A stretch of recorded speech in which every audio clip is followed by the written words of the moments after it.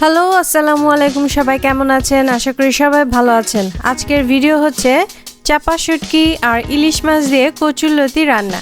তাহলে চলুন আর দেরি না করে রান্না শুরু করা যাক।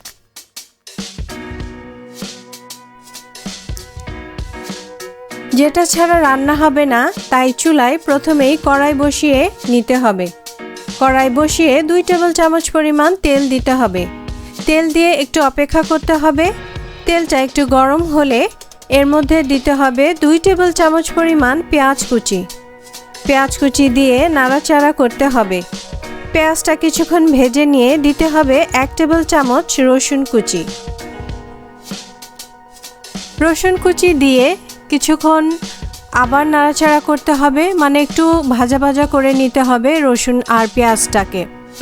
রসুন পেঁয়াজটাকে ভালো মতন ভাজা ভাজা করে তারপর এর মধ্যে দিতে হবে 1 টেবিল চামচ পরিমাণ পেঁয়াজ বাটা।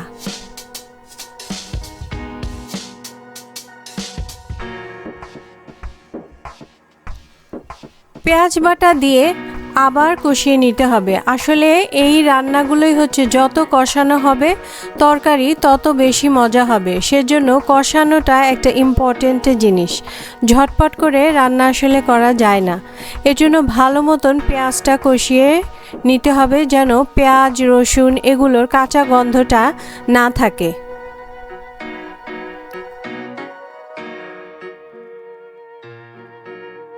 পেঁয়াজ বাটা দিয়ে হাফ কাপ পরিমাণ পানি দিয়ে কষিয়ে নিতে হবে। এই শুটকি আর ইলিশের কম্বিনেশনের লতি রান্নাটা কিন্তু খেতে দারুণ মজা, সাথে 1 পিস লেবু, অনেক মজা।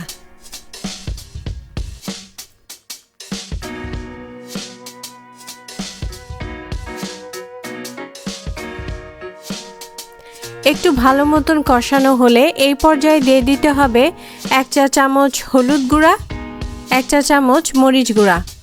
এগুলো দেওয়ার পর কিছুক্ষণ আবার একটু ওয়েট করে তারপর এর মধ্যে দিয়ে দিতে হবে 4টা চাপা শুটকি বাটা। 4টা চাপা শুটকি বেটে নেওয়া হয়েছে। চাপা শুটকি দিয়ে একটু নাড়াচাড়া করে এর মধ্যে খুবই সামান্য হাফ কাপ পরিমাণ পানি দিয়ে দিতে হবে। দিয়ে আবার এই শুটকিটা দিয়ে ভালো মতন কষিয়ে নিতে হবে। আমি আবারও বলছি, কষানো ভালো না হলে আম্মু বলে ওই তরকারি নাকি মজা হয় না।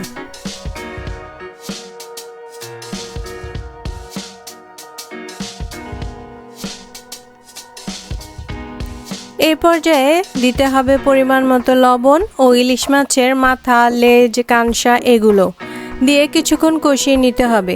কেউ যদি চান একটু লেজের দিকে যে মাছ আছে ওগুলোও দিতে পারেন। যত বেশি মাছ হবে তত বেশি মজা লাগবে। এখন একটু আবার হাফ কাপ পরিমাণ পানি দিতে হবে। পানি দিয়ে আবার কিছুক্ষণ কষিয়ে নিতে হবে।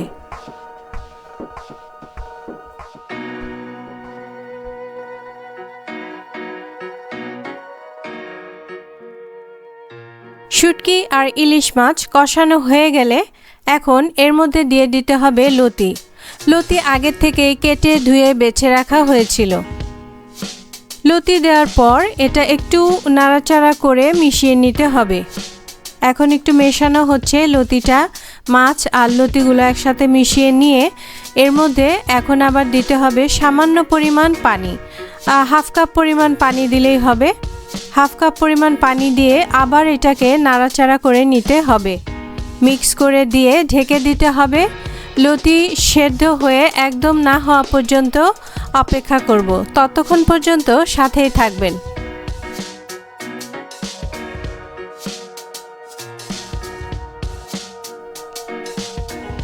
হয়ে গেছে লতি রান্না, বাটিতে বেড়ে দেখাচ্ছি। এই খাবার কিন্তু আমাদের একসাথে করে, একসাথে ডাইনিং টেবিলে আনে।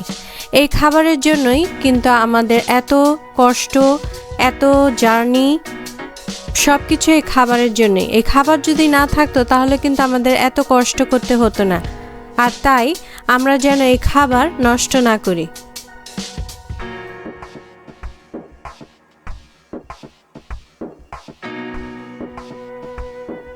শুটকি ইলিশ দিয়ে লতি রান্না কেমন লাগলো কমেন্ট করে জানাবেন। বাসায় ট্রাই করবেন আর লাইক শেয়ার সাবস্ক্রাইব করতে ভুলবেন না। আপনারা লাইক শেয়ার সাবস্ক্রাইব করলে আমার আম্মু খুশি হবে, আরও নতুন নতুন রান্না করতে উৎসাহ পাবে।